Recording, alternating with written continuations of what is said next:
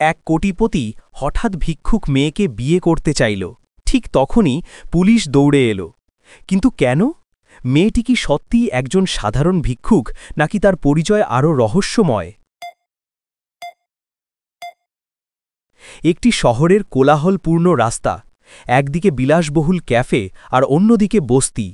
এই বিপরীতমুখী জীবনের মাঝে হঠাৎ এসে থামে একটি দামি গাড়ি। গাড়ি থেকে নেমে এলেন আদিব, একজন সফল ও প্রভাবশালী ব্যবসায়ী। আজ একটি বড় ব্যবসায়িক চুক্তি সফল হয়েছে, তাই মনটা বেশ ফুরফুরে। তিনি কফি খাওয়ার জন্য ক্যাফের দিকে পা বাড়ালেন, কিন্তু তার চোখ আটকে গেল এক অদ্ভুত দৃশ্যে। রাস্তার একপাশে ছেঁড়া পোশাকে একটি মেয়ে বসে আছে। তার সামনে একটি পুরনো টিনের বাটি। মেয়েটি আদিবের দিকে করুণ চোখে তাকিয়ে আছে। সে রিয়া। আদিব তার কাছে এগিয়ে যান। পকেট থেকে টাকা বের করতে গিয়েও থমকে দাঁড়ালেন। হঠাৎ তার মাথায় একটি ভিন্ন চিন্তা এলো। তুমি কি সত্যি খুব অসহায়? আদিব মেয়েটিকে জিজ্ঞেস করলেন। মেয়েটি মাথা নিচু করে বলল, হ্যাঁ স্যার।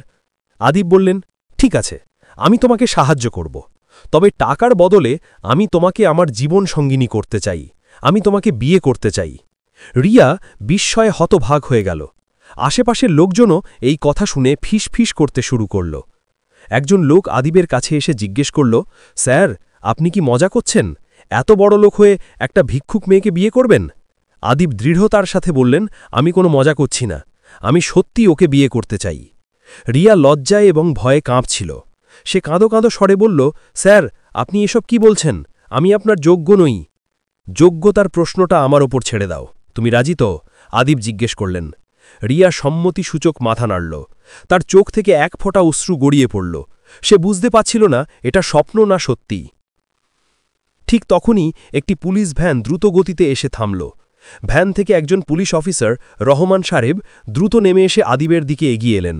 তার মুখে উদ্বেগের ছাপ স্পষ্ট। আদিব সাহেব, আপনি এখানে কি করছেন? আর এই মেয়েটিকে? রহমান সাহেব জিজ্ঞেস করলেন।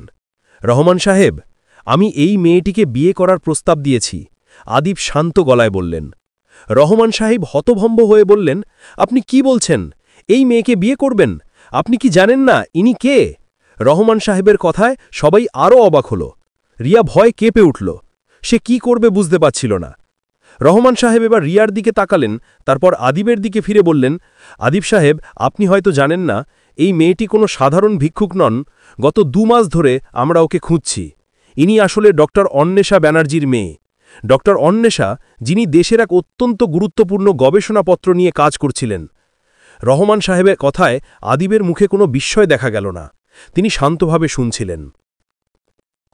গত 2 মাস আগে কিছু দুষ্কৃতিকারী ডক্টর অন্বেষাকে কিডন্যাপ করে। তারা ভেবেছিল তার মেয়েকে জিম্মি করে গবেষণাপত্রটি হাতিয়ে নেবে, কিন্তু তাদের পরিকল্পনা সফল হয়নি।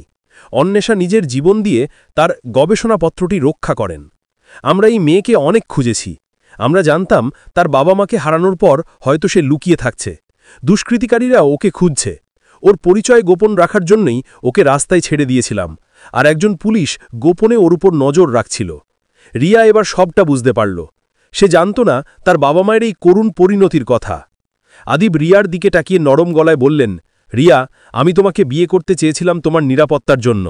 আমি জানি তুমি এখন পৃথিবীর সবচেয়ে বড় বিপদসীমার মধ্যে আছো। একমাত্র আমার পরিবারের সদস্য হলেই আমি তোমাকে সর্বোচ্চ নিরাপত্তা দিতে পারব। আমি তোমাকে আমার বন্ধু, আমার পরিবার, আমার জীবনসঙ্গী বানাতে চাই। রিয়া এবার সবটা বুঝতে পারল।